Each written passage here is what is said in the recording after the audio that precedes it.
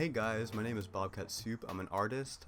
This is actually my first video, so welcome to my first video. I had a weird idea for a series actually. I'm going to be drawing all of the US states as giant monsters, or kaiju, or I guess drawing all the, drawing monsters inspired by the different US states. I don't really know what to call it. But regardless of what we're going to call it, I do know what state we're starting with, and that is going to be New York. So I mostly focus on the city, which I know there's like a whole entire, upstate area, but it just feels like the most recognizable part of the state is, the big city. But I also, just for all you people up in upstate New York, I did throw in some buffalo horns to represent, Buffalo and the rest of those places. Now you might be looking at, the whole like rat mixed with a pigeon thing and being like, that's weird. But yeah, as you can see, at this point in the illustration process is where it actually really got weird. You can see I'm grabbing the Empire State Building, a picture of the Empire State Building, and a picture of the Statue of Liberty to put onto this creature's back, and I'm gonna make like a whole entire city on its back. I guess it's a little weird, but original. I don't know how apparent it's gonna be in the final drawing, but this line work actually took me like a long time to do. I don't know, like I was just babying it. I kept, as you can see, like in the recording, I'm erasing, then redrawing, and erasing and redrawing. I don't know. I was really taking a long time to make this, so hopefully it shows in the end. I don't know. I kind of debated this, but ultimately I did decide to take some artistic liberties and just add some like the pigeon's feathering places where like it wouldn't be if feathers were on a rat. So I just, I put some like on the head, creating these kind of like cool ear looking things, and I put some on the tail too. And yeah, I think it looks pretty cool actually. I debated on the colors a lot. I wasn't really sure how I wanted them to be. I don't know why I keep doing an angry face, but it happens. I wasn't sure how I wanted the colors to be. Although eventually I did end up going with the pigeon's colors because I think it has the most interesting, obviously between a rat that's just brown and, the pigeon has these awesome like vibrant greens and like purples on its plumage. And so yeah, you can see me starting to add that in here as well.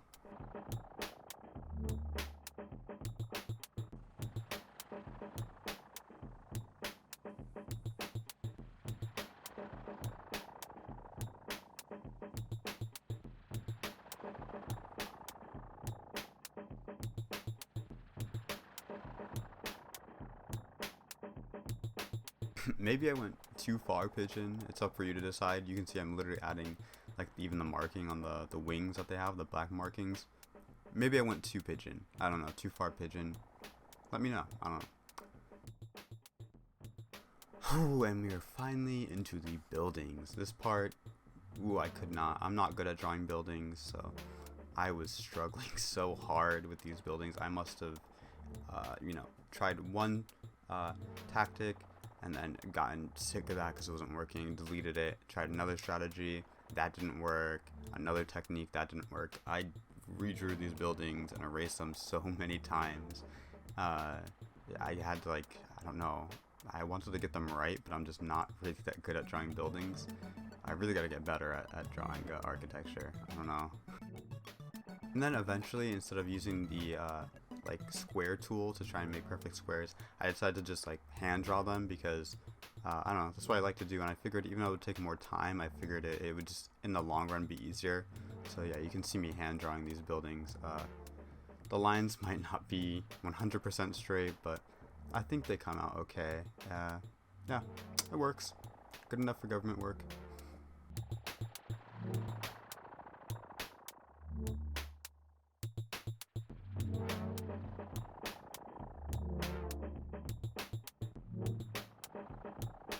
I swear, I know it doesn't make any sense, but these buildings were both the most frustrating but satisfying thing to color, because the lines were like, they weren't perfectly straight, but they're straight enough so that, like, it was hard to color inside of the lines, but it was also like oddly satisfying. I don't know, I don't really know how to describe it. You just have to be there, man. You have to be there, man, to experience it. And I know that copy and pasting is like kind of frowned upon in the art community, but just please don't tell anybody, okay? Because I had to just copy these windows. There's no way that I was gonna go in and like actually just sit there and just draw every little, square window. I had to copy it, okay? Just don't tell. Keep this secret just this once for me.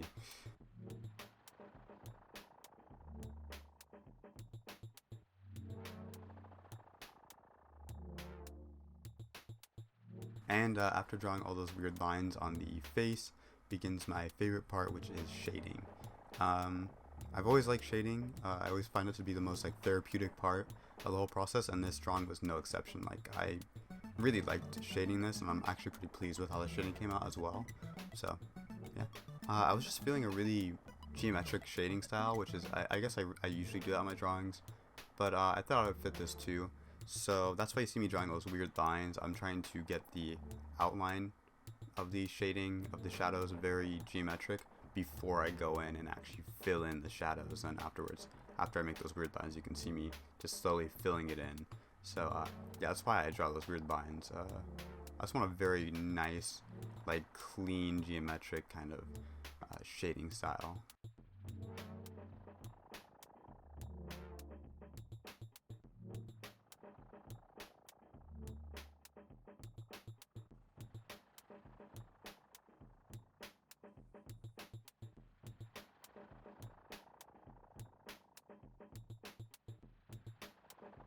Hopefully I'm not recording myself committing like a crime or anything, but right here I am going into Google and just quickly grabbing a linear gradient.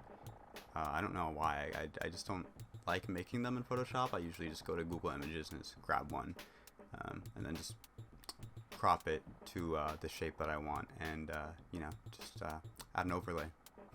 I don't know, hopefully I'm not doing something illegal.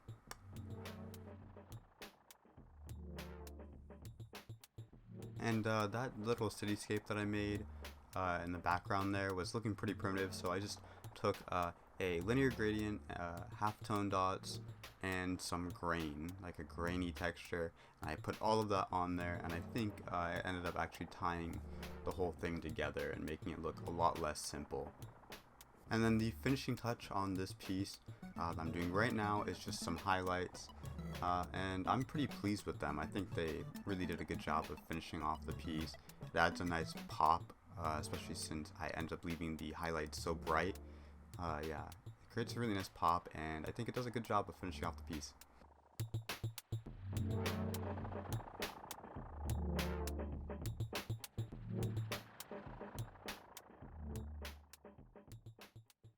And after a really weird creative process, it is done.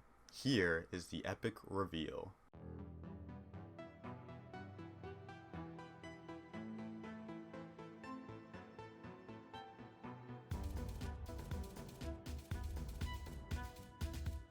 So, what do you think of my end result?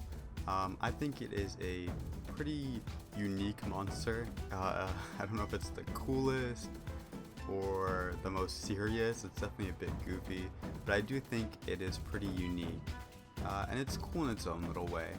Also, what would you call this species of monster, and what would be the lore of a monster like this? Go ahead and leave your ideas down in the comments, and be sure to like and subscribe if you enjoyed the video. If not, then don't.